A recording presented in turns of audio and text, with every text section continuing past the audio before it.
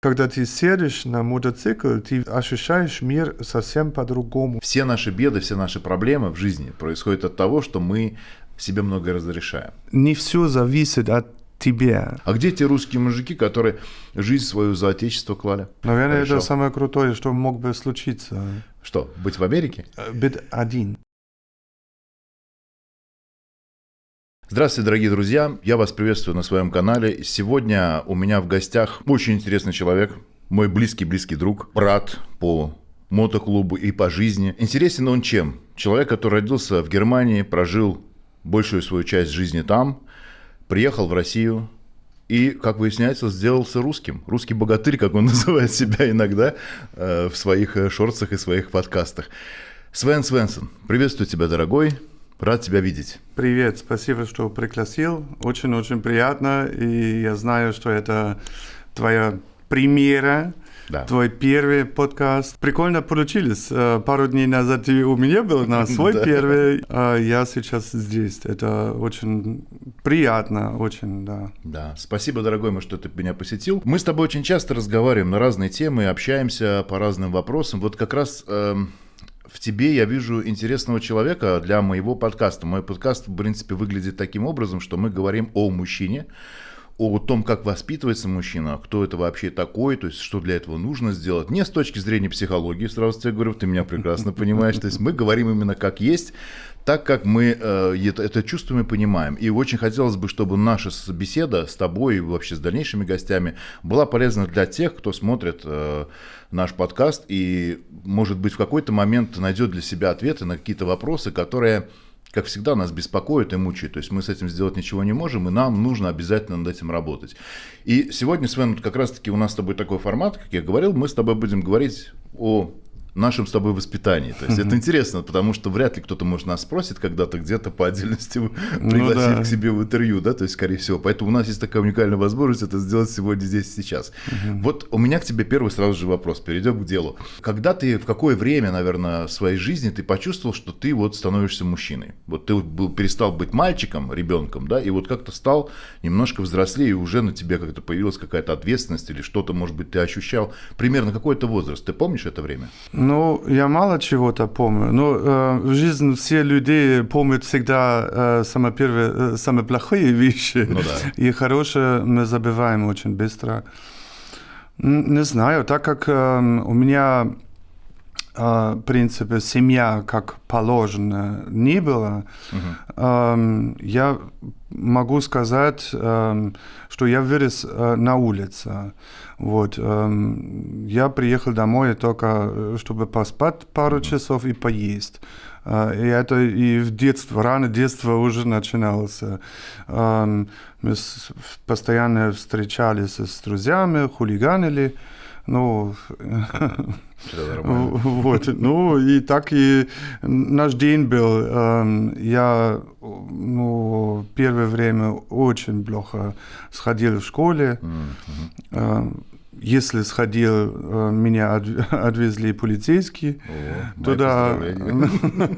Вот, ну, а что? Это тоже опыт на самом деле, и поэтому я думаю, что улица сделала меня чуть пораньше мужчина. Повзрослел, да? Да. А какой возраст примерно, чтобы просто понимать, как Ну, не знаю. Я врать не хочу. Ну, скажем, 12. Я уже понял много разных вещей. И в том числе, что я должен менять свою жизнь. Вот. Это важно, да? Да, это был такой спишку, скажем, 12, ну, почти 13. Ну, это такой, получается, переходный возраст, где я вынужден был делать решение, оставаться там, где был, или идти, наконец-то, в правильную сторону. Вот. Я просто понял, если я так дальше делаю, может быть, я раньше всех лежу под землей, и либо это я беру себе в руках и начинаю чего-то делать. Правильно. Ну, видишь, как хорошо. Вот у меня на самом деле то же самое. Я где-то в 6 классе, я помню хорошо, мое детство кончилось, знаешь как? Я шел по улице, ну, там между домами, в частном секторе жили, и ко мне какой-то старший парень, там, ну, не знаю, может быть, там класс 8-9, остановил и говорит: пацан, иди сюда. Я подхожу, говорю: что? Он говорит: ты кто по жизни? Ну, такой вот вопрос у нас есть. И я так как-то задумался, думаю, а что это вообще значит, кто я по жизни, что это такое? То есть, вот отсюда началась эта исследовательская такая работа, когда меня посадили на корточки на арыке. Там арык — это такой, знаешь, как типа канал маленький вдоль дороги, чтобы поливать как бы деревья. То есть, и вот ты садишься на одну сторону, напротив тебя садится другой, и начинает тебе рассказывать, кто ты по жизни, что нужно делать и как к этому подходить на самом деле. Поэтому, да, в какой-то момент я тоже осознал это, как-то и понял, что что-то меняется, потому что уже я не мальчик, то есть чуть позже мне, конечно, я уже, ну, там, может быть, не подрался, но я думаю, что, скорее всего, мне прилетело. Я так, как вот я подозреваю, был еще один случай, это тоже как раз примерно это же время, вот как ты знаешь, в один год многое стало происходить. Я как раз, я учился в музыкальной школе, инструмент, знаешь, какой у меня был? Баян. Аккордеон, да, ну, ты чуть-чуть угадал, аккордеон, баян. Ты представляешь, вот мне... Ну, ты в детстве же уже такой большой был. Ну, не совсем, то есть так вот как-то я был, может быть, крупным таким, то есть это я уже чуть-чуть повзрослел стал, потому что лет до 18 я весил мало, вот у меня есть приписное свидетельство в армию, да, то есть которое было в 16 лет написано, у меня там 182 рост, и, по-моему, 69, что ли, килограмм вес, понимаешь? То есть это не так много для такого роста, по сути. И я такой был обычный. Короче, иду я с этим баяном из музыкальной школы домой. И там по дороге у меня была школа еще одна, то есть надо было мимо нее проходить. Короче, сидят пацаны такие. И причем одного я запомнил хорошо, он в боксерских перчатках сидел. Представляешь? Это там 94-й или там 3-й год, 2-й, не помню уже какой это. И он такой тоже подходит, так: типа... Кто такой? Чё, куда идешь? Я говорю: да вот там живу, где что. Ну, и, в общем, короче, мне каким-то образом прилетело. С баяном убежать не очень получилось. То есть, так вот, ну, как-то отстали, в общем, будем говорить так. Вот. И с этого момента как-то я стал задумываться, думаю, что-то происходит не то. То есть надо как-то вот регулировать свои процессы жизни, понимать, кто ты, что ты делаешь, зачем, почему.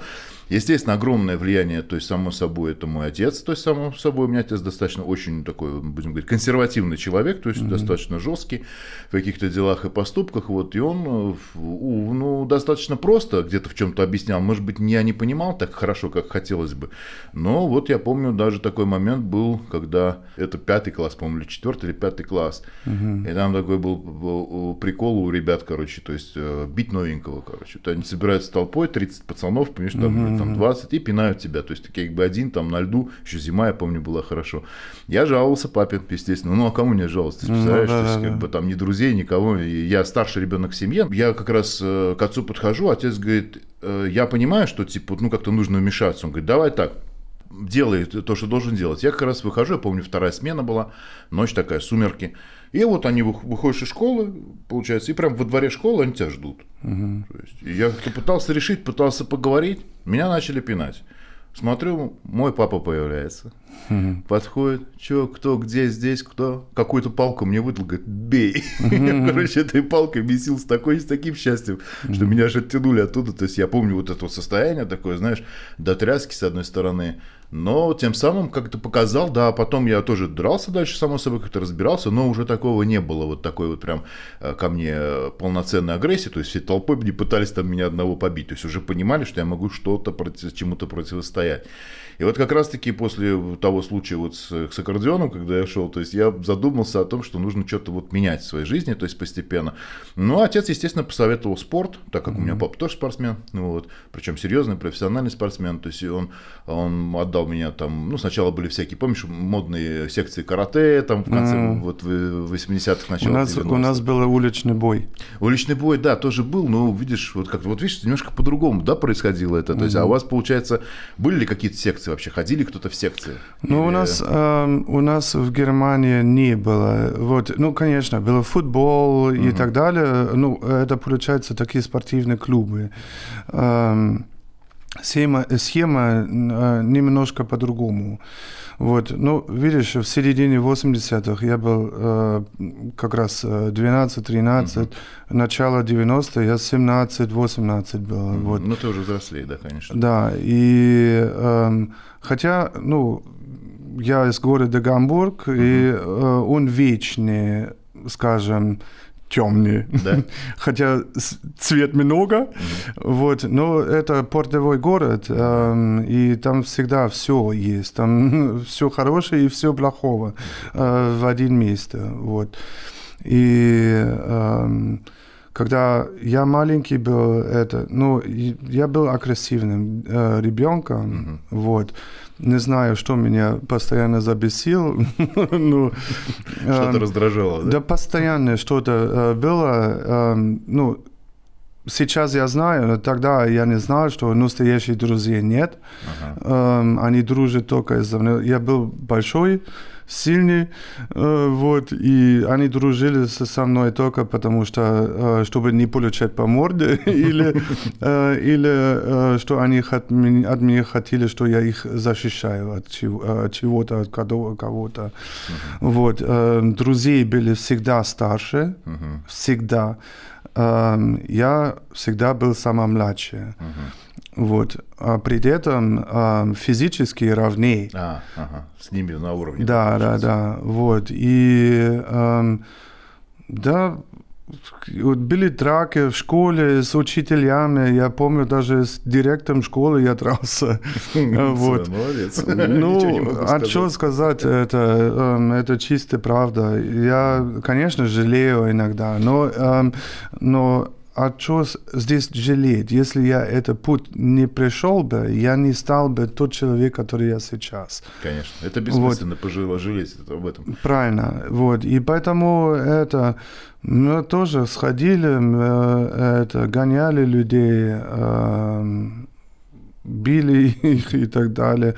Даже, там криминальность небольшие были и так далее. Ну, а что, у нас не было деньги, перед старшими надо было показать, нужно было, там, не знаю, напитки, сигареты купить и так далее, и так далее. Я помню ситуацию, в Гамбурге же самая известная миль красные фонари, там в Германии есть очень много. Ну, я бы не сказал, что это мафия. Это, на самом деле это мафия, но это такая...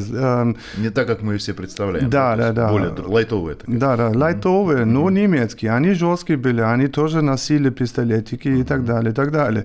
Вот. В один день был большой драк с футбольными фанатами. Там смешивался все, там панки были, там, я не знаю, около 150 человек, мне кажется.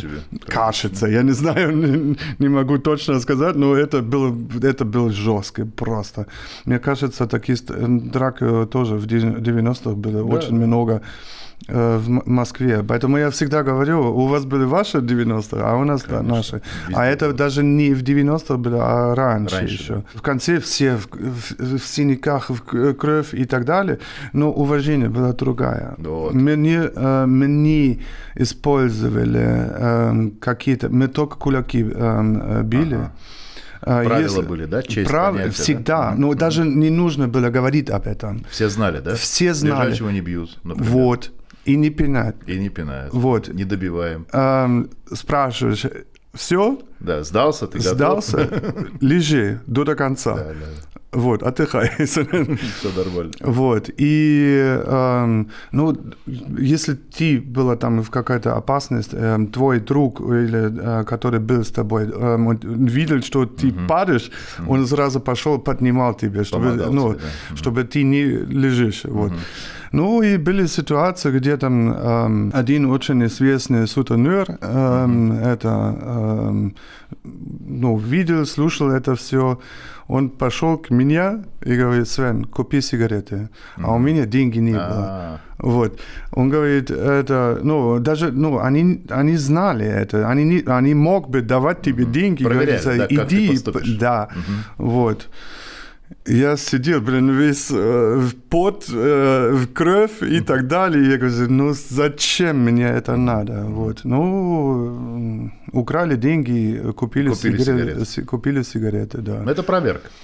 Проверка была, конечно. И получается, ты пошел, скажем, мужской путь, чтобы подниматься.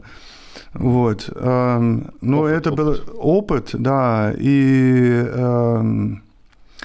это последние где-то, такой яркие ситуации, которые я помнил, потому что я уже понял, что это не то, что мне нужно. Я могу больше. Что-то меня тянуло, вот, и 12-13 меня забрали в социальную службу. Нужно было разбираться с моей агрессией. Вот, и меня отправили на месяц-полтора, что ли. Так, мы сказали бы психушку, но это такой... где это в группе, как ты знаешь, из голливудских фильмов. Всем привет, меня зовут Свен, я алкоголик. Да, и дерусь. Вот. И там привет, меня зовут Свен, я агрессор. Давай что-то решать. Да. И понятно было, я познакомился с людьми, которые имели тоже социальные проблемы, но внутри семья, например, там девочка, которая там вообще не есть. Есть такие. Прям реально психологические проблемы. Вот. И меня как молоток Тор по голове били, и я понимаю, что я не единственный человек, который имеет проблемы. На улице у тебя даже не было времени задуматься или думать об этом, а там было время общения с людьми, которые из богатой семьи, люди, которые, вообще не знаю. Другого уровня, да? Да. Вот. И у них такие же проблемы. И я понимаю, что мои проблемы, наверное, слишком маленькие. По сравнению с их, да? Да. И социальные службы попросили меня принимать решение.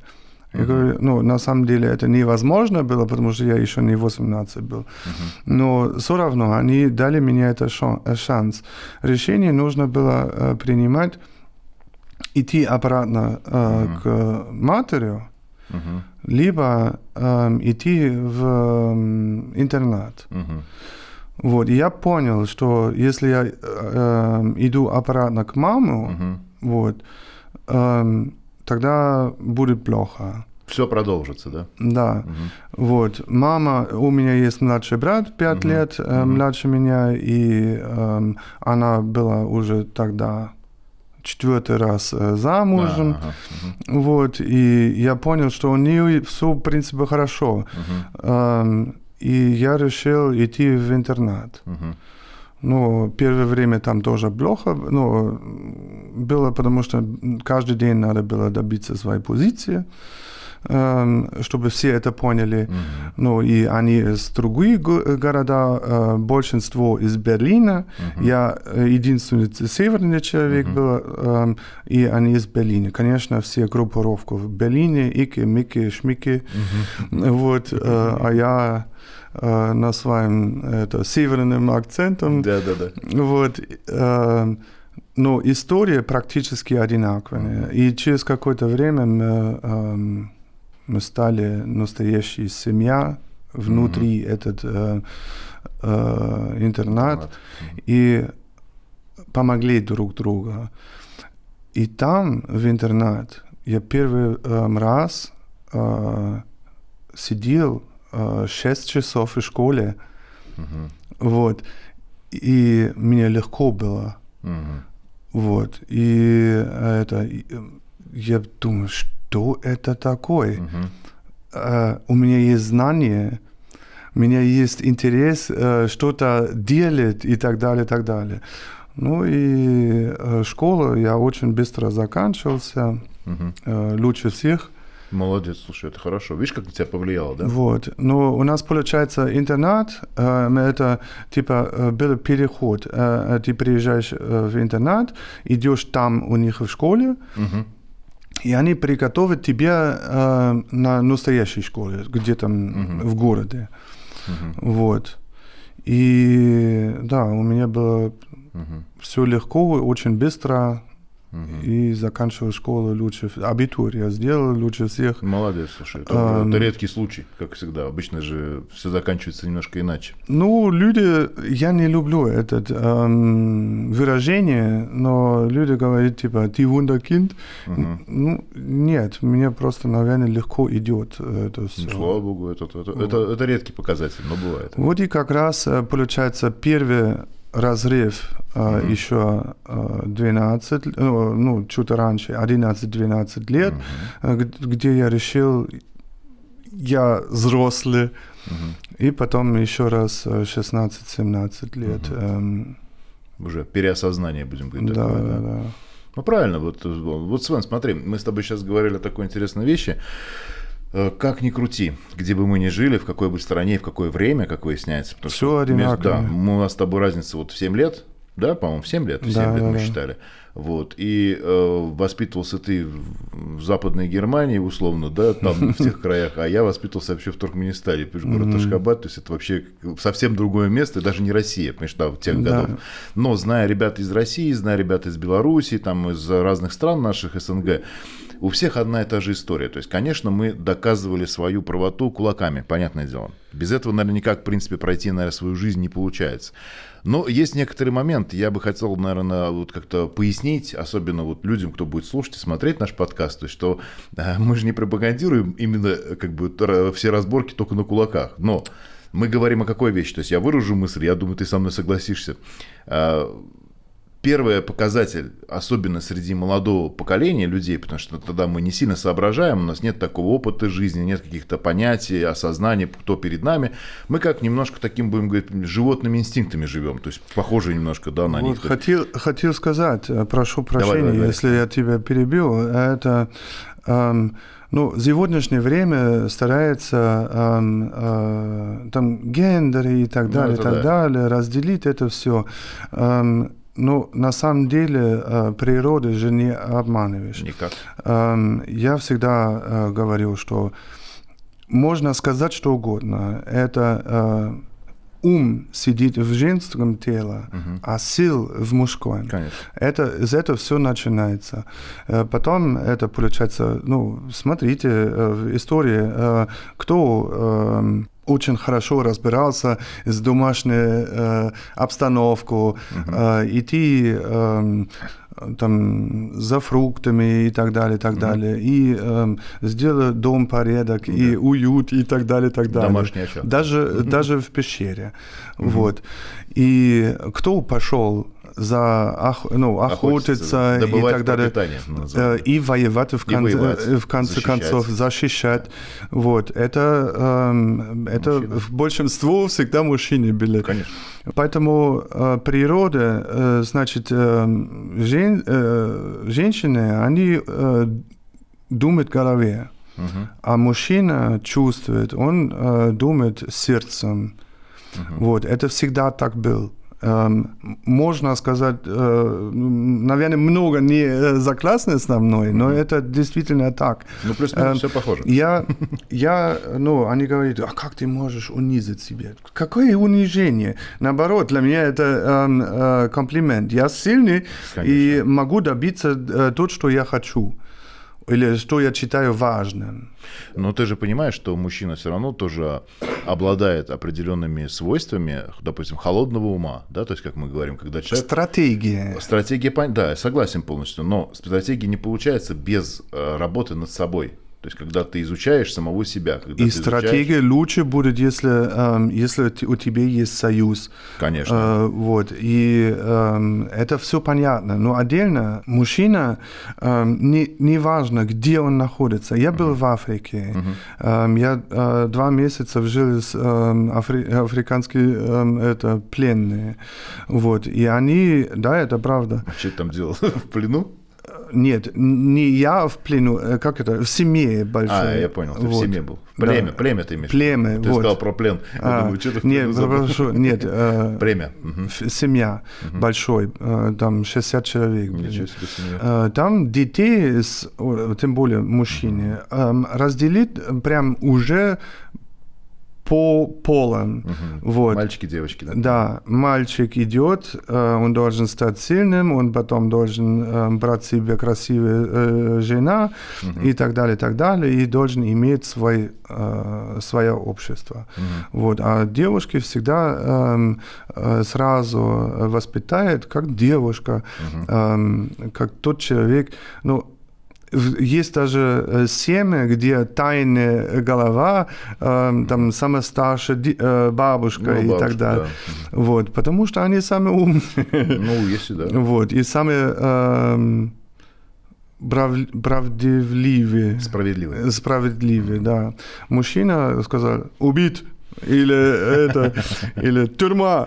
Ну, да. А они еще сказали, а может быть, что-то по-другому решаем. Как-то решаем этот вопрос, да. Вот, поэтому весь мир один и то же самое. Рождается Конечно. мальчик или девушка, и природа уже определил твой путь. Согласен. Но мы вот вернемся к вопросу, который я хотел как раз-таки немножко подкорректировать, наверное, по поводу человека, который, допустим, доказывает все кулаками. То есть это естественный процесс, чтобы никто не пугался, чтобы никто не понимал. Ну, знаешь, у нас как бывает, очень часто я сталкиваюсь с такой ситуацией, когда он приходит, говорит, вот, мой там сын, допустим, он вот там дерется со всеми, вот это же неправильно, это же не надо, это же не нужно. Не, на самом деле это и неправильно, но... Я понимаю, но почему я пытаюсь это объяснить, чтобы ты, как бы, ну, я думаю, ты меня поддержишь, и всем, кто смотрит, это основная необходимая часть нашей жизни в определенное время. Это вот воспитание. Период, да, когда вот мы, например, становимся мужчинами, то есть мы постепенно познаем это через вот такие вот решения. Кто из нас сильнее, кто из нас крупнее, кто из нас мощнее, того мы уважаем. Чуть-чуть становясь старше, мы начинаем понимать, что не все дело только в кулаках, и совсем уже, вот, например, вот мне сейчас там 43 года, например, то есть я уже понимаю, что мне достаточно порой посмотреть на человека очень жестко, так и на это все закончится. То есть я уже понимаю, что это так. Да. Но когда мне было, например, там 18, там 16, там 20, может быть, лет, то есть да, мне приходилось выяснять отношения, потому что люди порой с другой стороны не совсем понимали, на что я способен. Ну, они хотели проверить это, понимаешь? То есть, кто и мир, к сожалению, мир не такой. Это не все зависит от тебя. Конечно. Вот, это обстановки и так далее, и так далее. Вот, это ты же не... тебе же не родить, чтобы посидеть в один комнате, которая не имеет ни окна и ни дверь. Ну да. Вот. И защищать тебя от бактерий и так далее, и так далее. Не будет работать. Не будет это. Вот. Это. И скажу честно, это моя мама меня иногда по попу дал. Да. Вот. Это, для меня было смешно, потому что не больно было. Тебе повезло. Вот. Мне папа это делал. Это было больно. Нет, но с кухонной ложкой вот такой у нас было деревянная. Она вот это... И старше тоже пощечин дали это. Я не скажу, что у меня это из-за этого детские травмы. Нет, кстати, наоборот, вообще. Это меня вот как раз это, если это не было, я не стал бы вот тот мужчина, который я сейчас. Вот, я считаю себя настоящий мужчина. Вот, да, есть проблемы, есть и психологические вещи, которые через это нужно сходить, но это часто наша жизнь. Хотим или нет, мы не можем бежать от этого. Вот. Но в конце концов, как я уже сказал, я своих детей ни разу не бил. Вот. Мама, да, но я это не сделал. Но они понимают то, что ты говоришь? Конечно, понимают. Вот это важно. Я объясню, почему. То есть, вот тот такой момент, многие люди не задумываются о вопросе, бить или не бить, как говорится, ребенка, то есть, и как с ним себя вести. Вот, например, есть пример моей жизни. Мама моя, может быть, со мной не согласится, я думаю, скорее всего. Но я лично согласен с тем, что, как, допустим, мой отец меня воспитывал. То есть достаточно жестко, с одной стороны, и постоянно были какие-то вот ремень там, это, естественно, нормальная история в моей жизни, то есть за многие вещи. Я думаю, все это перешли. Все, но смотри, есть некоторые нюансы, что все женщины пытаются как-то сказать, что вот там как же бить, да и не женщин, только я кучу таких мужчин знаю, бить ребенка не надо, бить ребенка. Ты знаешь своего ребенка лучше, чем кто-то другой. Вот я то, что творил в своей жизни, понимаешь, то есть эти какие вещи вытворял. То есть, вот я сейчас себе представляю, вот если бы у меня был я сам вот перед собой, я бы, наверное, так же лупил и не останавливался. Так же, согласна, абсолютно. Эти дела. Это просто здесь, опять же, разница девушки и мальчики. Собой, да. Это управляться мальчиками. Это очень сложно. Я вижу это сейчас, мой сын 13, вот, это очень сложно. Не то, что он там хулиганит или не знаю, это... Мы же хотим, что наши дети делают все лучше, чем мы это сделали. Да. Вот. И мы положим столько же сил в это, что нам тоже сложно, и ребенка должен это понять и в конце концов ценить, вот, что мы для них делаем. К сожалению, сейчас живем в такое время, где им все нужно, все надо, но сами не хотят ничего не сделать. Да. Все за них должны что-то делать. Да, и вот для меня это, я беру сына, и иногда я часами говорю, чтобы ему показывать и рассказывать, как у меня было, вот, что он должен ценить тот, что он живет в большом доме, у него практически один этаж свой, вот, он живет свои 12-13 лет, живут как взрослый человек на самом деле, да, и что много для этого не нужно, нам не сложно это обеспечить, да. Конечно. Хоть с его мамой живем не вместе, вот, но воспитание, конечно, больше лежит на ее плечах, да. Вот, да, у нас, опять же, это наш, скажем, хулиганский крест, который мы носим, мы мотоциклисты. У нас, не везде, но что касается семейных отношений, у нас это сложно, потому что найти спутницу, которая принимает это все, это очень сложно. Крайне тяжело, конечно.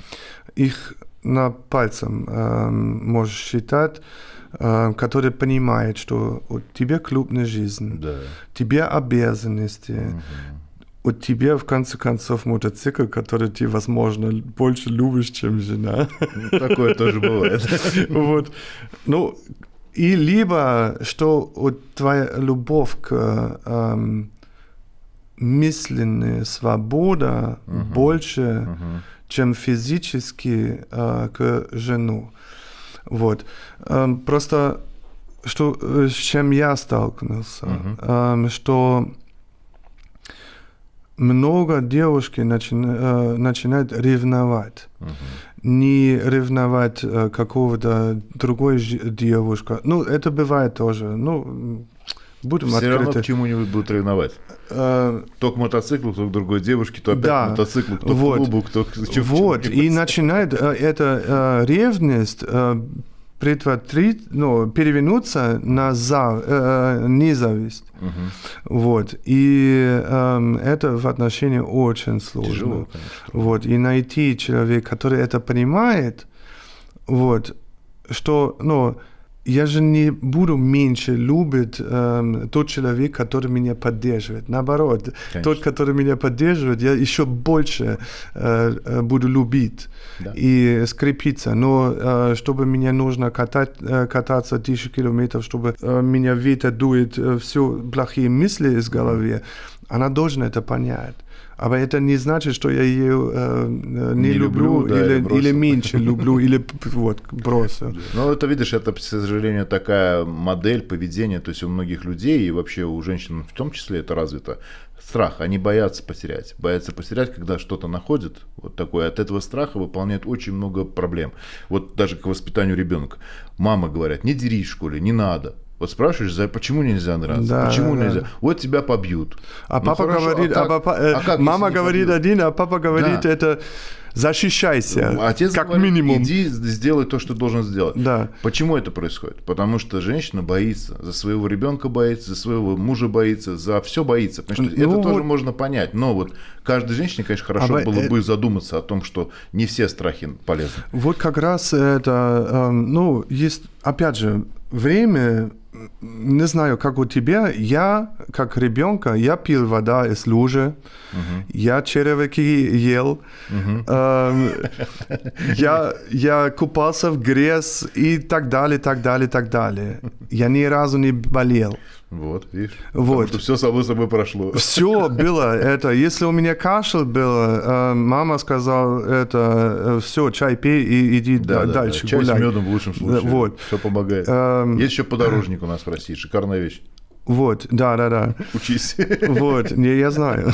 Возишь с собой в мотоцикле подорожник? Нет. А что с мотоциклом что-нибудь случится, раз, приложил сразу. Все работает.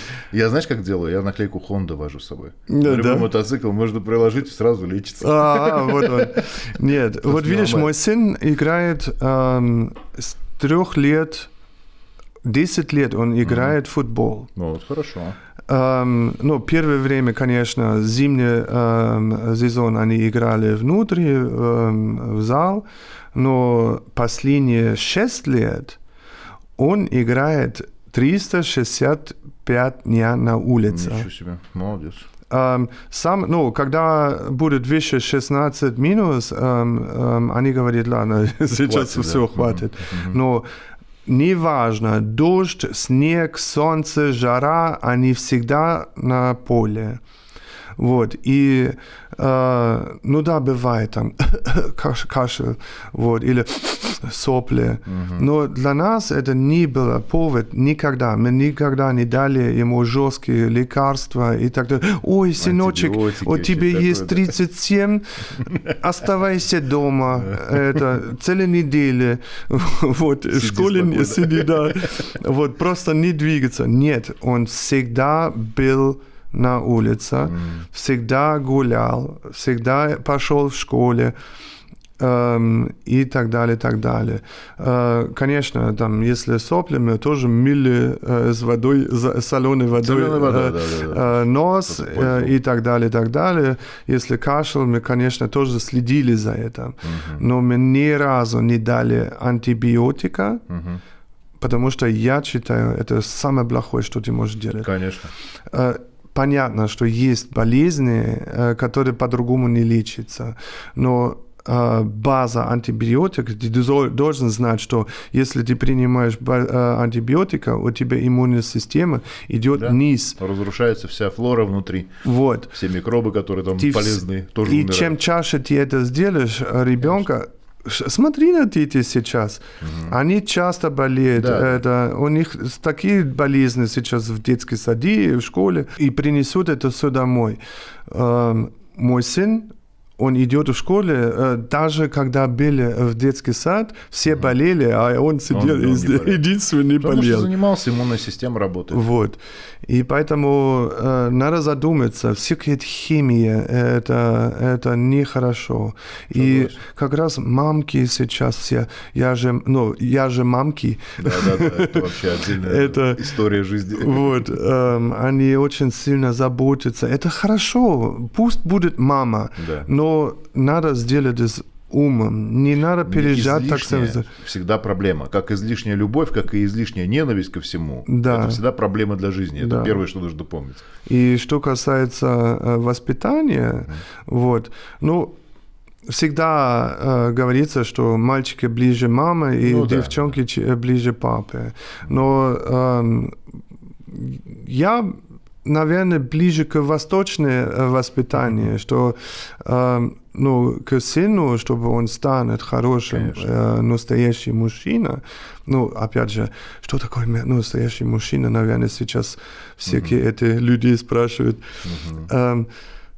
Что в твоем понимании? Вот объясни, пускай зрители наши тоже услышат от тебя. Что ты понимаешь под словом «настоящий мужчина»? Какие базовые функции у него должны быть, чем он должен обладать? Не по отношению к женщине, не по отношению к миру. Нет, отношение женщины тоже немаловажно. Немаловажно, я согласен, но сейчас не об этом речь, потому что все начинается школьный, мой сын всегда спорился с другими мальчиками, потому что он защищал девушки.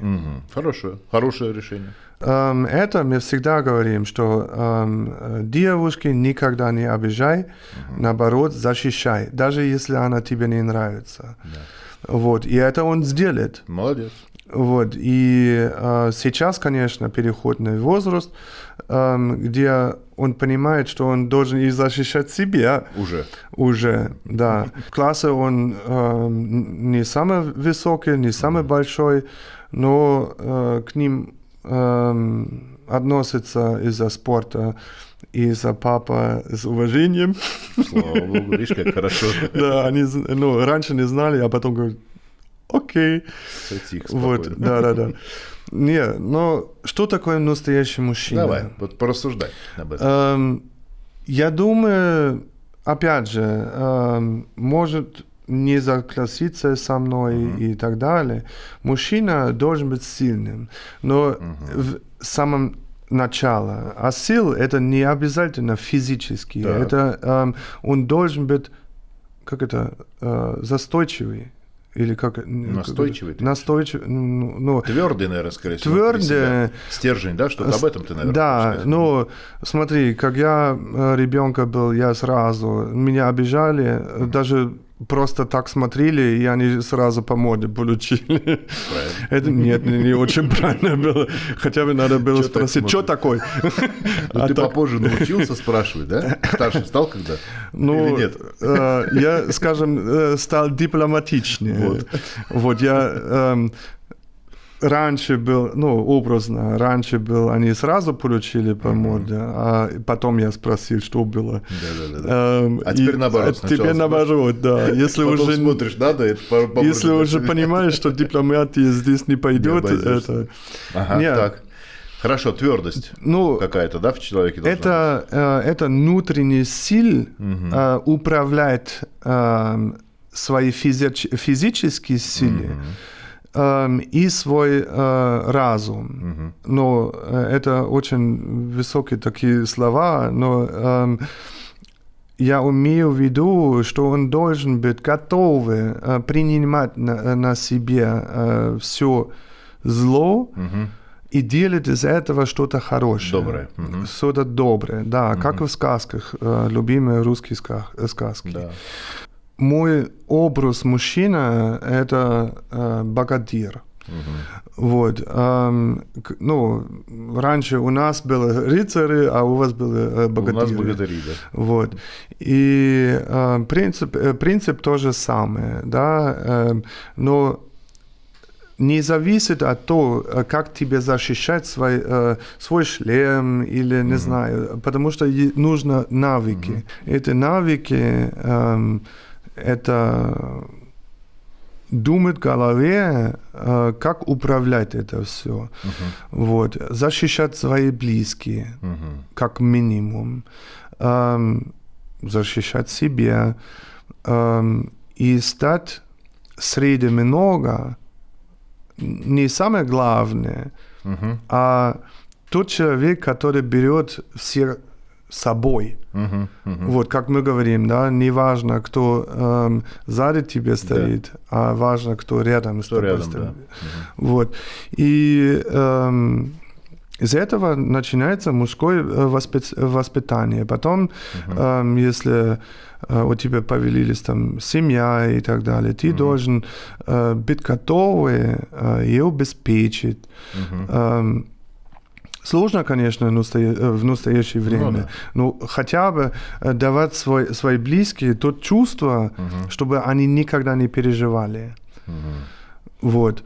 Это основная работа мужчины, мне кажется, чтобы тех, которые тебя любят тебя дальше, и у них не было никогда сомнения в том, что ты сделаешь все хорошо. Правильно. Ну ладно, но это по меня. Вот. Хотелось бы узнать, как у тебя, как ты считаешь, какие качества настоящий мужчина должен иметь? Да, Свен, я, в принципе, с тобой соглашусь. В большинстве того, что ты сказал, это так и есть. И самое главное, наверное, качество, которое должно быть у мужчины, это борьба с самим собой. Вот я считаю это важным вообще качеством, потому что все наши беды, все наши проблемы в жизни происходят от того, что мы себе многое разрешаем. А потом очаровываемся какими-то вещами, придумываем себе какие-то идеи. То есть это не должно быть сильно свойственно мужчине. Мужчина все же должен контролировать эти все процессы. Как минимум понятие чести и достоинства. Взглядов, которые в принципе должны существовать у каждого человека. И важно очень воспитывать это в ребенке со временем. То есть говорить, вот мне, например, задавали когда-то вопросы. Мама со мной очень часто разговаривала и спрашивала, почему вот так поступил, или почему так сделал, как нужно было бы сделать. То есть шел какой-то диалог, чтобы я начал думать своей головой, и в какой-то момент уже принял это решение и осознал, что да, действительно, вот нужно было поступить по-другому или иначе. То есть какая-то цель. Разговаривать со своими детьми вообще очень важно. Я считаю, прям максимально, сколько есть сил. Это то, что меня не хватило, на самом деле. Да, я знаю, мы все с этим, когда, понимаешь, все наши дела, которые мы какие-то совершили, поступки или проступки даже, будем говорить, в нашей жизни, они для нас учительные, то есть мы на них учимся. Вот есть такое выражение, знаешь, дурацкое на самом деле. Считаю, вот честно, кто думает по-другому, пускай будет заметкой. Есть у нас в России такая фраза: умные учатся на чужих ошибках, а дураки на своих. Вот я скажу по-другому: дураки пытаются научиться на чужих ошибках, а умные извлекают уроки из того, что сделали сами. Потому что по-другому невозможно. Пока ты своей головой тупой не разобьешь стенку, понимаешь, как говорится, ты не поймешь, как это больно. Понимаешь? Это важно. Как минимум, важный навык еще приобретения человеком какого-то, допустим, труда, то есть ремесла или какого-то занятия. Вот мне, например, в жизни очень сильно помогало. Я стал разбираться с техникой, то есть, в определенном периоде времени, там где-то, наверное, в 14, может быть, 13, то есть у меня была тяга к этому. Отец у меня с руками, слава богу, то есть как бы вот мы с ним делали машины свои собственные, там как-то ремонты, потихонечку, то есть мне заинтересовало в свое время электричество, электрика, электроника, то есть я начал увлекаться очень сильно этими вещами всеми, вот, и в какой-то момент это переросло уже, может быть, и хобби такое, но вот до сегодняшнего дня я сам ремонтирую всю свою технику. Все автомобили. При этом я всегда мог ездить на любых автомобилях, которые мне нравились. Вот есть люди, которые, допустим, говоришь, купи Ягуар, например, там, или какой-нибудь Бентли. А он скажет: нет, ты что там, хотя по деньгам человек может купить, сколько там стоит, там, 1 000 000 рублей, не знаю, стоит машина, 1 000 000 рублей на сегодняшнее время это небольшие деньги. Да. Но все боятся одной простой вещи, что они с ней не справятся, понимаешь? Что они сейчас заедут в сервис, там скажут 50, 100, 200, 300 и 500, понимаешь, только за работу.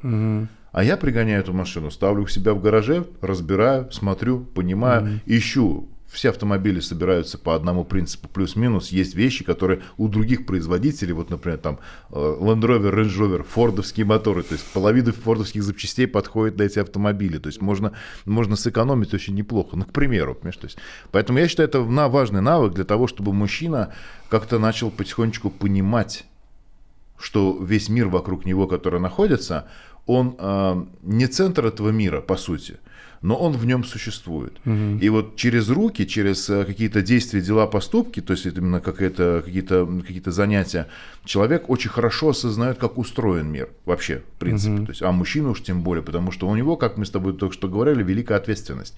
Ответственность за себя, за семью, за свою страну, как выясняется. В случае чего, что происходит? Нас призывают служить, на войну, делать. И мы идем, понимаешь? То есть и будем идти.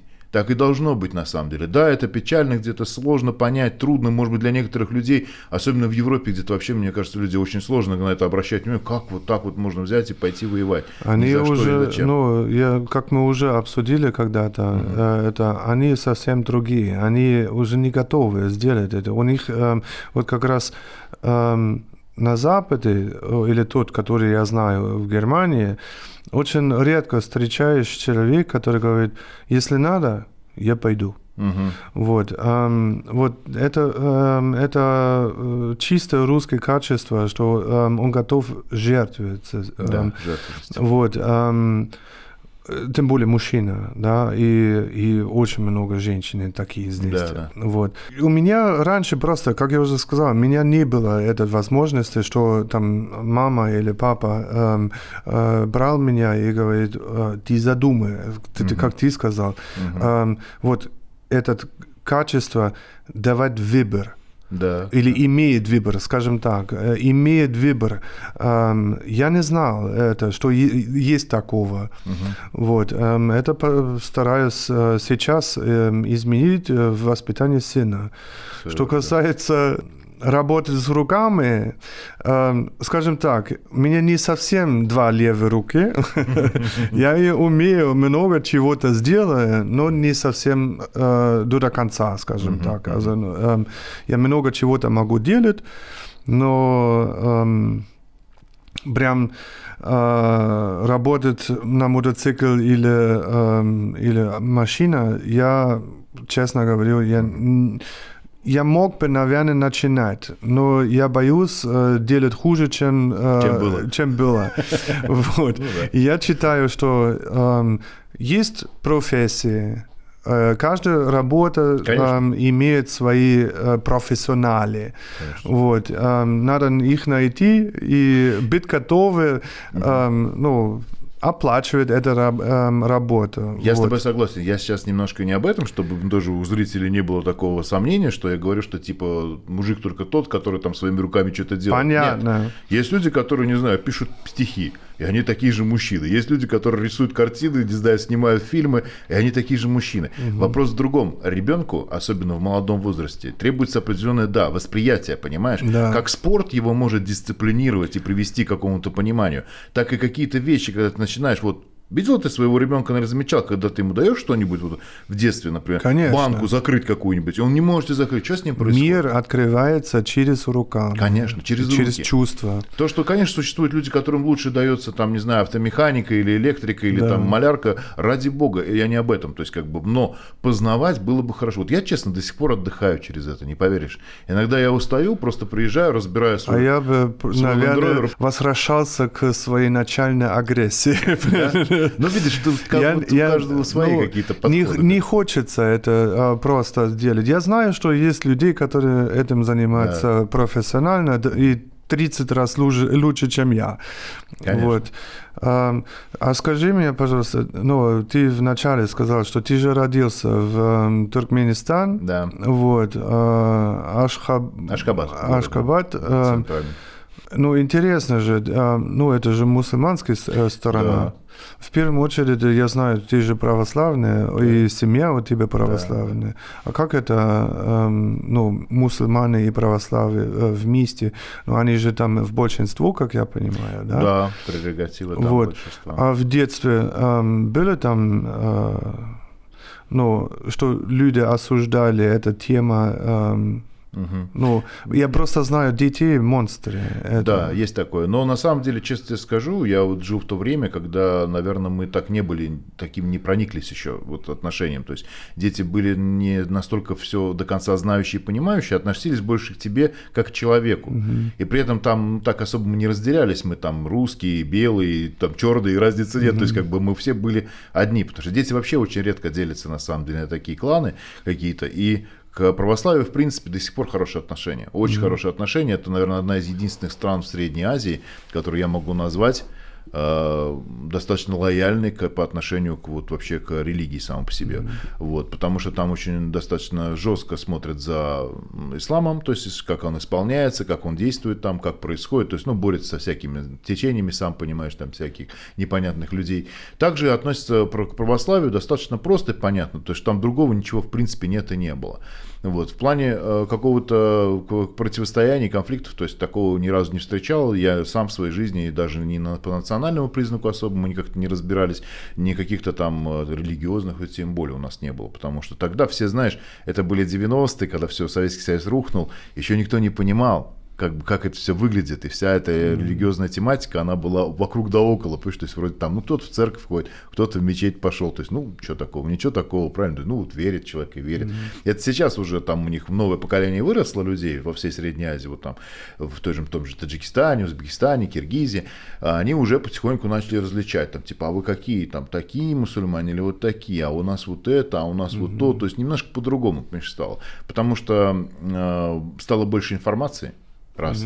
Люди стали ее понимать, а мы в наши годы, как и ты, наверное, в свои годы, вряд ли сильно там отличал католицизм от протестантизма, например. Мы живем в время интернета, а знаем одновременно, что интернет вообще зло. Вообще да. Вот. Как ты этим распорядишься? Это как кухонный нож, я всегда сравниваю. Ты можешь им нарезать прекрасную еду, понимаешь, приготовить, а можешь пойти убить кого-нибудь. То есть, пожалуйста, тут такая же история. И опять же, да, это они, или детей сейчас, и даже в воспитании, родители сейчас берут информацию про воспитание детей из интернета. Вот. Раньше, на самом деле я не люблю так говорить, но придется.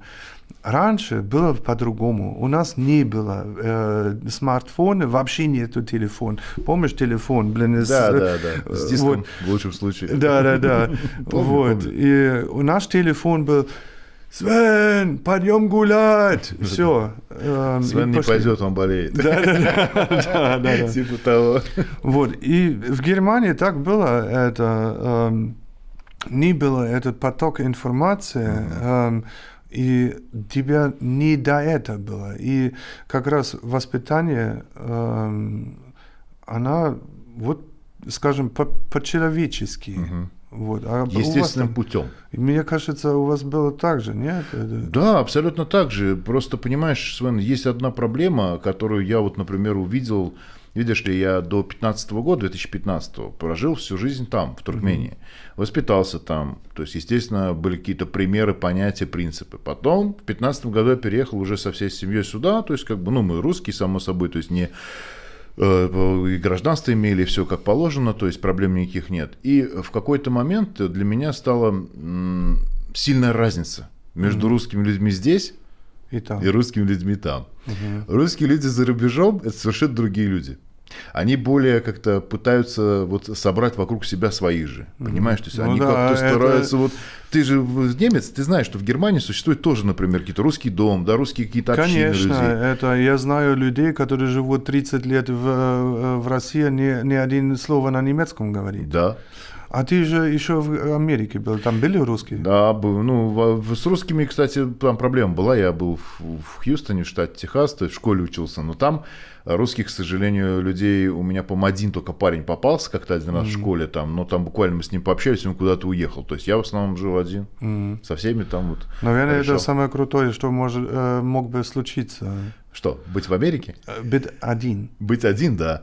Это самое крутое. Потому что, во-первых, тебя никто не знает, не понимает. Плюс ко всему, ты быстро изучил язык, потому что если бы я разговаривал с кем-то еще и по-русски, то есть, ты понимаешь, вот я когда пролетел туда... Вот об этом я говорю. Есть люди, русские, или, скажем, это русские немцы, которые в 90-х, у них был там самые последние деньги, которые они набрали, и уехали отсюда. Вот. Я не говорю, что это плохо, наоборот, это хорошо. Германия и Россия связывала долгая история на самом деле, и все, мы не будем это говорить, об этом говорить, но я считаю, что даже немцы и русские даже генетически связаны. Теоретически, да. Я вижу, это есть какая-то вот восприятие друг друга нормальное. Да, конечно. Вот. И поэтому они имеют права. Против этого ничего не скажешь. Но, как ты уже сказал, русский всегда найдет русские. Да. У русских есть эта черта, что они начинают скучать. Скучать, да. Вот. Лишь бы сейчас пельмешки. Вот. И повелились русские магазины, русские сообщества и так далее, и так далее. И повелили с людей, которые живут 30 лет в Германии, ни один немецкий слово. Да, знает. есть такие люди, я видел таких людей. Я в Германии тоже бывал, Да. естественно, то есть я встречал таких людей. Вот. А что касается воспитания, ну, я думаю, чем дальше мы ходим назад, тем ближе мы понимаем, что воспитание везде один и то же самое было. Да, плюс-минус, но вот есть один момент и нюанс. То есть, например, вот я тебе стал рассказывать по поводу того, как приехал сюда, я немножко удивился тому, как здесь это происходит. В России очень много людей, которые, ну, как бы, абы как воспитывают своих детей, понимаешь? Объясню по одной простой причине. Вот ты смотришь на человека, ему вот, например, там 40 лет, предположим, да, а ведет он себя как ребенок. Ходит непонятно как. Разговаривать непонятно 50 лет и выгляжу... Нет, ты нормально ходишь. Почти, вот я определяю очень просто. То есть я иду, например, по улице и вижу идущего человека ко мне. Вот идешь ты, например, Свенсон, сразу видно, понимаешь, нормальная походка мужская, нормально руки держишь, говоришь, лицо прямо смотришь. А сколько людей ты идешь навстречу, идет как вот такой вот какой-то вот так испуганный. вот. Да, вот такие штанички узенькие, понимаешь, эти вот подрезанные, какая-то непонятная кроссовочки, кепочка. Ты смотришь на него внимательно, думаешь, ну расправь плечи, ты же мужчина. Встань конкретно, ну, как минимум. Да, встань, посмотри на этот мир по-человечески. Скажи, кто, что, где, как. Иди красиво, понимаешь? Смотришь на каких-нибудь ребят, вон, Чечня, Кавказ, ну, посмотри, как они ходят. А почему? Ну, да. Потому что они чувствуют, что они мужчины. Их с детства воспитывают, им говорят, ты мужчина, ты должен принимать решения. Понимаешь, да, вот с таких вот лет. Да. Он сопли на нос наматывает, понимаешь, а ему объясняют, как он себя должен вести. А у нас этого почему-то нет. Задаешь вопрос людям, почему так не делается. Ответ очень простой.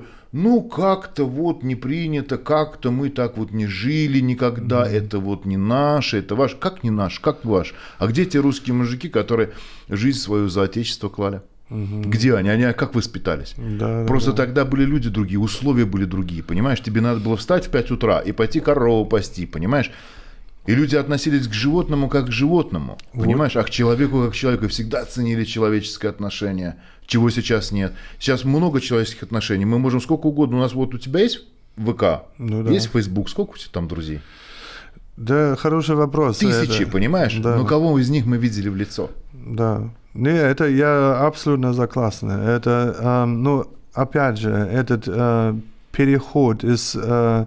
ну, когда он начинался? Ну, начало 2000, наверное. Да, это, у нас в Германии также было. Это люди же не всегда, ну, скажем, особенные люди, они же не богатые, они не могут там купить себе, ну, весь мир, да? Ну, понятно. И обеспечить свой круг так, чтобы никто не знает ничего другого.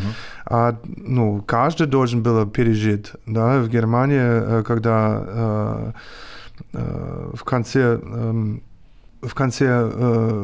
Второй мировой войны кто остались? Женщины остались. Да. Вот, и они города начинали строить.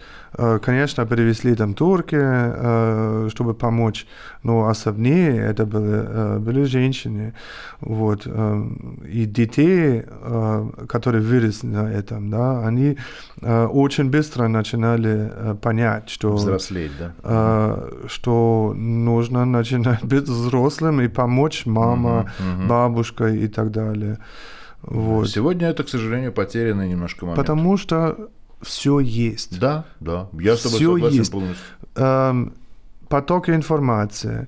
Ну, поэтому я сказал, сына это, ему сложно оценить или ценить некие вещи, потому что он понимает, если спрашивает, получает. Вот. Все, и так и воспитывают сейчас детей. Лишь бы он не начинает плакать. Вот. Плачет, дашь телефон или планшет, смотри мультики. Ну, это да, это вот. тоже беда, я считаю. Ну, конечно, беда. Но это... Никому не хочется заниматься, в принципе. В сегодняшнее время, мне кажется, все ищут просто самый легкий путь. Это всегда так, вот это беда. Вот. В сегодняшнее время я же учитель. Я вижу это. Дети видят свои бабушки и дедушки чаще, чем родители. Они увидят свои учителя больше, чем всех вообще. И при этом учитель, он учит, но это не входит в его обязанность воспитать. Ну да. Воспитать должен родители. Конечно. Вот. А родители, к сожалению, я это понимаю. Мы живем в Москве, мы живем в таком мире, где сложно это все сделать. Так и есть. Да. Вот это воспитание, к сожалению, тоже я с этим столкнулся. Даже был случай, я с одним человеком разговаривал, здесь вроде умный, разумный дядька, то есть как-то так вот при делах, хотя, как выясняется, при делах и при деньгах и при власти не всегда бывают люди разумные, понимаешь, это далеко не так. То есть есть люди, которые просто вот совершенно случайно там оказались. И вот он мне такую фразу сказал: вот там типа куда смотрит школа, вот там как бы вот ребенок, кто его не воспитывает. Я говорю, а кто должен воспитать этого ребенка? Он говорит, ну как, вот в школе же должны объяснять. Я говорю, послушай, в школе вообще безразлично. Всегда, во все времена. Вот я учился в школе, да, это был Советский Союз. Слава богу, у меня были хорошие преподаватели, мир им там, как говорится, и радости, и все остальное. Но все равно они мне не мама с папой, понимаешь? Вот. Вся основная моя жизнь была с моими родителями. Когда я пришел к нему, к отцу, отец говорит, Андрей, ты не так поступаешь, делай вот так, делай вот так. Но это жизнь школа. Они в школе должен тебе давать знания. Знания, да. Вот, все вопросы это уже немножко другое, понимаешь? Да. Я не вижу смысла вот продвигать эту идею дальше, если честно, лично по мне, чтобы пока не будет индивидуального обучения. Вот если, понимаешь, у тебя был бы, например, преподаватель, который преподает твоему сыну дома с детства, да? Конечно, ты выберешь такого человека, у которого будет контакт, который будет что-то объяснять помимо теории, которая есть в книжке, правильно? То есть какой-то жизненный опыт, как это раньше было в дореволюционной России у богатых людей, предположим. То есть это была возможность. Но сегодня нас много, нас в школе по 50 человек в одном классе, ты же сам прекрасно знаешь, сколько людей ходит, правильно? Поэтому это не будет работать. А у тебя был бабушка, дедушка? Конечно, у меня и бабушки, и дедушки. И они были там тоже? Да, все там сейчас вот уже... Они смешивался в воспитании? Нет, не смешивался никогда. Почему? Потому что мне как-то вот повезло. У меня вот родители, которые по папиной линии, они вот настроены одинаково примерно как мой папа, то есть плюс-минус. По линии мамы, то есть они настроены как-то по одинаково по линии мамы. То есть и вот как-то, слава богу, кому бы я ни приходил, да, бабушки и там дедушки, бабушки в основном как-то чуть жалели больше, дедушки нет. Дедушки у меня достаточно строгие. Вот у меня по отцовской линии дед, то есть он достаточно строгий человек сам по себе такой был. Но они участвовали в воспитании? Конечно. Ну, в минимум, конечно, я не помню прям, чтоб сильно так, но когда бывали случаи, когда мы там жили, то там ремонт был, что-то переезжали, допустим, или надо было меня оставить, родители куда-то уезжали. То есть такой момент был, да, действительно. И мои бабушки, дедушки, то есть очень... У меня бабуля такие, знаешь, с ними не забалуешь, там, как говорится, все четко и ясно. И я просто из личного опыта понимаю, что они всегда где-то рядом, ну и слава богу, да, они забрали из детского сада, и помогли там, и посидели, если мы хотели гулять. Но я тогда не так заметил, как они потихонечку обходить моя воспитание, как я хочу это ребенка воспитать. Вот. Либо сусукали и говорит, ну не слушай, папа. Все, не, у меня такого не было вот. Никогда. Либо они всегда давили на нас, родителей, и говорят, вы так не делаете. Они воспитаешь плохого, вы нехорошо сделаете. Не, у меня такого как раз не было. Вот я считаю вообще в этом случае очень правильно. Видимо, все-таки мы как-то вот жили вот в Средней Азии, да, то есть там немножко свои как бы условия. Понимаешь, сами мужчины живут по-своему, женщины по-своему, то есть это как-то уже принято. Понимаешь, там уже сразу понятно, кто куда и пошел, кем, как он выглядит, даже как вот человек идет, уже понятно, кто он и откуда, будем говорить так. И там все-таки такая немножко вот есть тенденция, то есть вообще вот во всей Средней Азии, мы ее тоже немножко приняли, видимо, на себя, будучи русскими, без разницы. То есть, хотя эта черта свойственна всем нормальным, как бы будем говорить, людям, в принципе, то есть и русским в том числе, это когда есть понятие уважения старшинства. И очень хорошее понятие еще не только уважение старшинства, а вот то, что бабушки и дедушки, они вроде старшие, но они все равно говорят, у тебя есть отец. У тебя есть мать, иди и с ними разговаривай об этом, понимаешь? Слава Богу. Вот этого в России это нету. очень круто. Понимаешь, вот А я нету? заметил. Ну, оно есть в той или иной мере где-то, но крайне мало. Бабушки вот приходят и начинают: давайте вот так, давайте вот сяк. Да, И начинается да. какая-то вот... Ты стоишь такой, говоришь: слушайте, успокойтесь уже, надоели. Понимаешь, то есть дайте вот выбрать маме с папой, там, как будет звать вашего ребенка, или как, что будем делать. Да, то есть да. они начинают во всем принимать участие. А что они там знают, они молодые. Вот это тупость я называю, понимаешь? Вот самое худшее чувство, которое, вернее, качество человека, которое может быть, это тупость. Когда человек не задумывается о том, что он делает какие-то вещи своими поступками, мешая другим людям. Посмотри, Вот как сколько раз- вокруг. Подожди, вот я сейчас тебе скажу. Вот посмотри, вот ты ездишь на общественном транспорте Ну да. в Москве, да? Да. Ты видел, сколько людей вообще не обращают на тебя внимания? Они могут влезть, они могут встать, они могут сделать все, что... Да на машине то же самое происходит. Почему? Потому что они не понимают, что такое уважать. Понимаешь, они на тебя не смотрят, как на человека, у которого седые волосы, да, то есть они говорят тебе: пройдите, остановитесь. Даже в метро сколько людей сидят. Мне так стыдно порой, я нет-нет пинаю кого-то, если бываю в метро, и, слава богу, редко там бывает. Сидит молодая какая-нибудь или молодой, сидит там, наушнички накинет, взрослый человек стоит и вот как-то пожилой. Хотя по станции метро говорят: уступайте пожилым людям, да, на стекле написано все. Ты подходишь ему, говоришь: слышь, встань. А что? А я считаю, я имею право. Я какое право? Я говорю: уступить человеку. Вот это уважения нету. Право, вот как раз право же здесь не имеет значения. И поэтому я очень люблю наше воспитание в клуб. Клуб, да, в данном случае, да. Вот, Хочешь, не хочешь, нас воспитают. Для меня это, как я это видел первый раз, я возвращался в свое детство, вот, уважение к старшему. Да. Но у нас старший — это тот, который имеет все нашивки. Да. Вот. Меня мурашки идет, когда я вижу, что сидит 3 мембра на один стол, и придет вторая ступень или хенгер, Первая, и да. просто сидится и все, с ними болтает. Меня Есть мурашки. Нельзя так сделать. Это у нас есть свои внутренние правила. Конечно. Правила уважения. Садись, когда тебя приглашают. Да. И также это у меня в детстве было, это я не мог просто куда идти, где хочу, мне нужно было там заветоваться с кем-то и в конце концов просто спросить. Да. Да? Меня было, но физически они не были. Не были бабушка, дедушка. Они были, но в семье у меня не было. Вот. И было у меня только мама. Вот.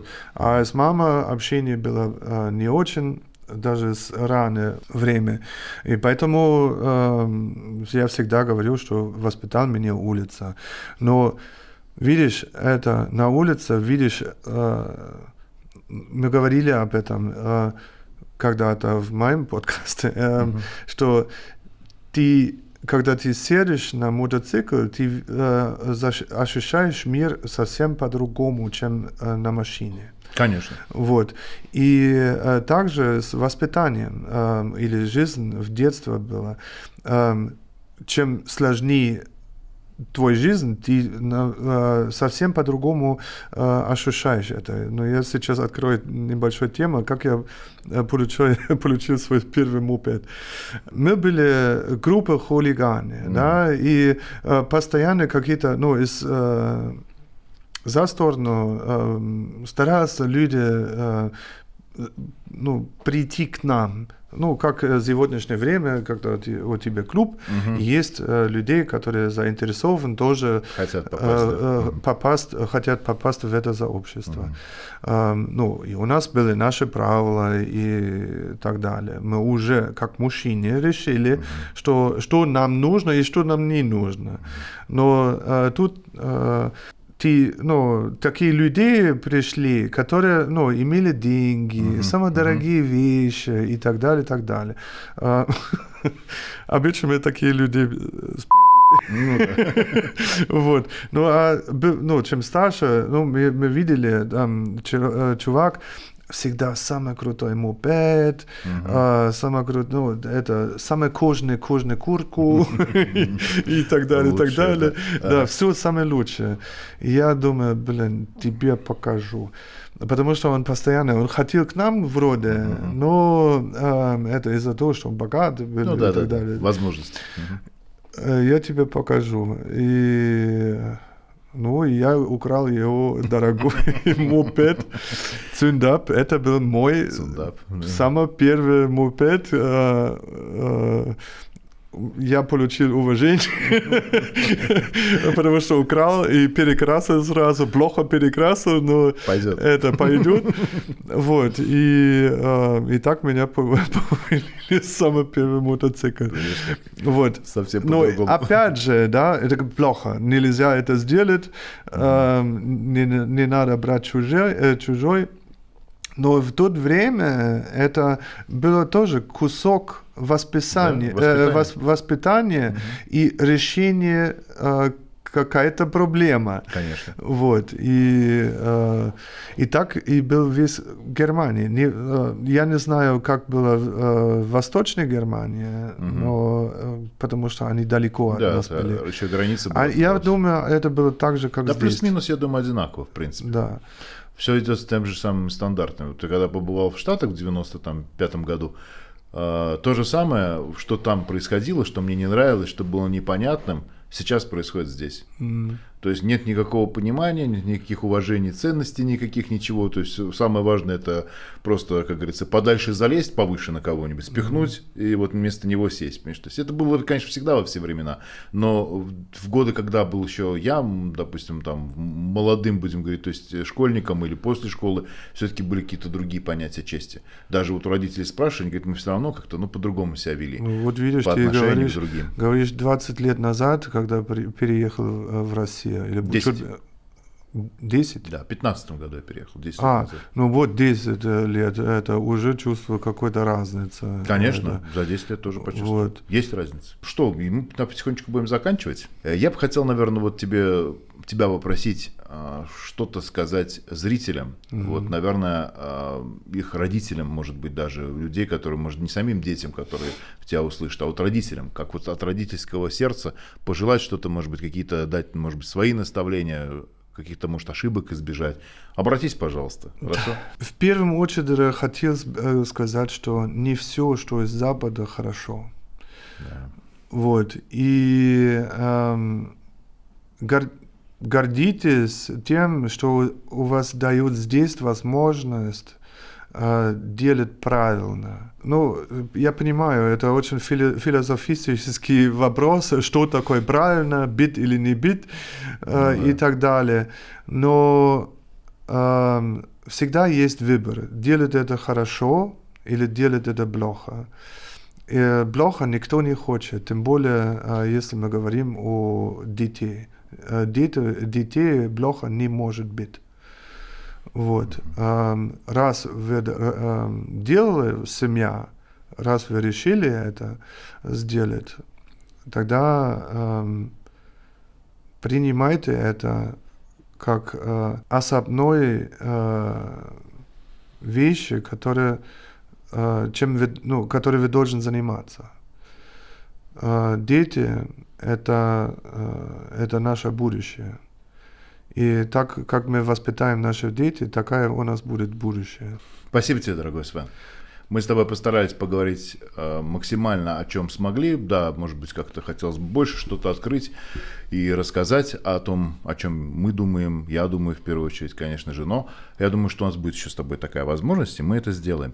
Спасибо тебе огромное. Вот, люблю, обожаю, как говорится. То есть подписывайтесь на канал Свена, я постараюсь оставить. И наоборот, пожалуйста, это тоже важно.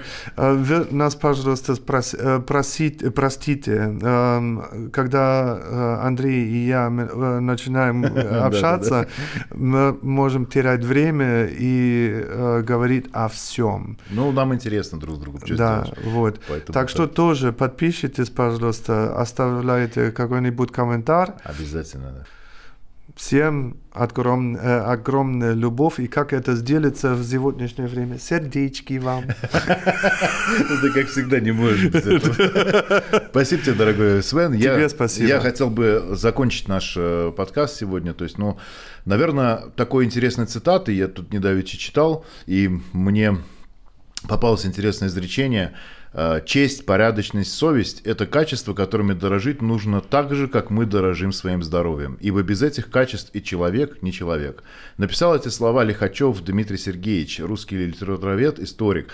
Интереснейший человек. Действительно, в нашей жизни много вопросов и проблем, которые мы всегда взвешиваем на двух, как говорится, весах. Где-то у нас честь, совесть и какие-то понятия нашей жизни правильные, а где-то какая-то выгода. Вот каждому мужчине, в первую очередь для того, чтобы стать мужчиной, необходимо разобраться, что для него важно. Быть все-таки человеком, который знает себе цену, знает свою жизнь и понимает, как ему нужно жить. Или же человеком, который все время под что-то подстраивается. Скажу сразу, человек, который все время пытается под что-то подстроиться, вряд ли будет когда-то ценен и когда-то нужен. Но человек, который может действительно сломать внутри себя свой собственный эгоизм, сказать «нет» самому себе ради блага общества или ради блага своей семьи или чего-то, или каких-то своих собственных поступков и дел, которые приведут его к лучшему состоянию, это сильный человек. И вот всем хочу пожелать иметь силу, крепость духа, который внутри нас должен быть, чтобы человек становился действительно тем, кого можно назвать настоящим мужчиной. Мы по гендерной принадлежности все мужчины, будем говорить так, то есть кто похож на мужчину, но по внутреннему состоянию это большая, огромная работа. Посему, конечно, всем нам хочу напомнить, что есть такие понятия, как честь, долг, есть понятие совести, есть понятие ответственности, которое никто никогда не отменял и никогда не отменит. И каждому из нас хочу пожелать, чтобы мы старались это действительно выполнять в своей собственной жизни, стремиться и идти по этому пути. Здорового тела, здорового духа, здорового сердца и здорового разума. Всего хорошего. Всех обнимаю и всем пока-пока. Подписывайтесь, будет интересно. До свидания.